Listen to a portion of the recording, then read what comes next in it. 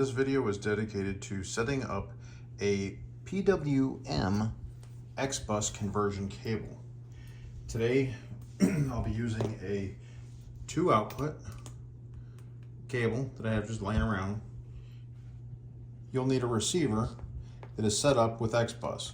This receiver is set up and bound XBUS. You can tell by the two lights being turned on. You've got the blue one here and a green one there. That green one means it's an XBUS. When you're programming anything with XBUS, you want to use a receiver that has nothing else plugged into it.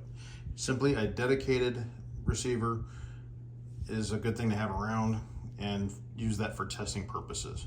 What we're going to do is we're going to plug the converter cable into any of the ports.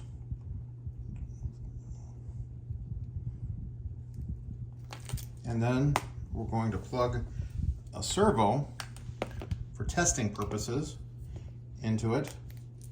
And I'm going to plug it into the different ports and see if they work off of channel 1, which is throttle.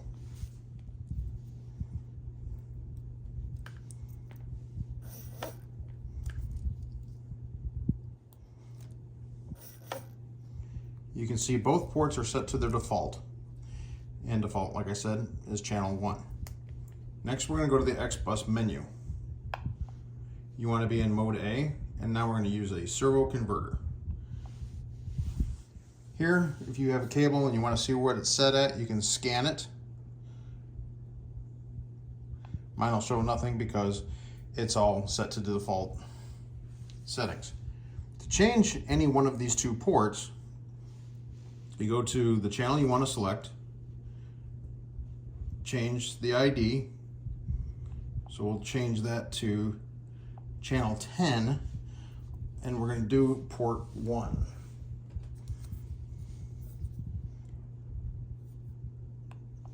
Port 1 is designated by the secondary number. If I wanted to program 2, it would be that one. And you can do all the way up to a 4-port cable.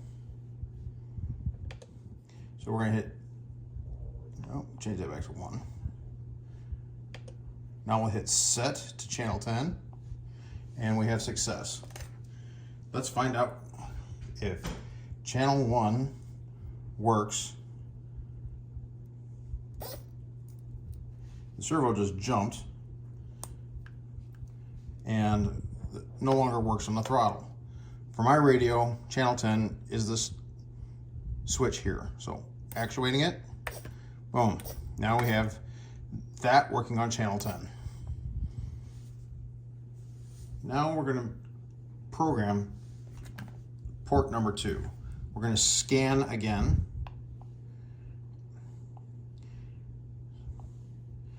Now that scan shows 1 is on our channel 1 and port 2. So if I move the servo over to number 2,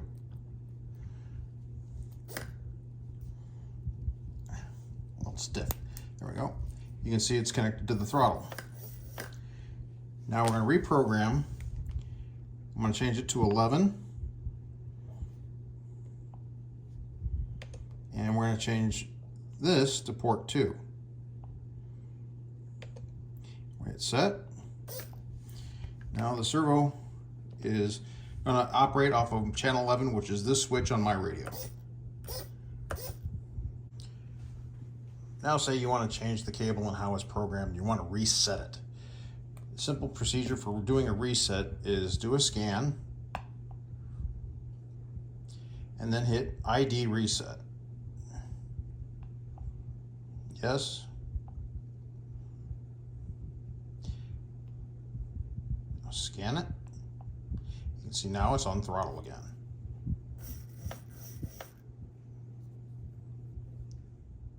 After the reset, both channels will now operate off of channel 1 again.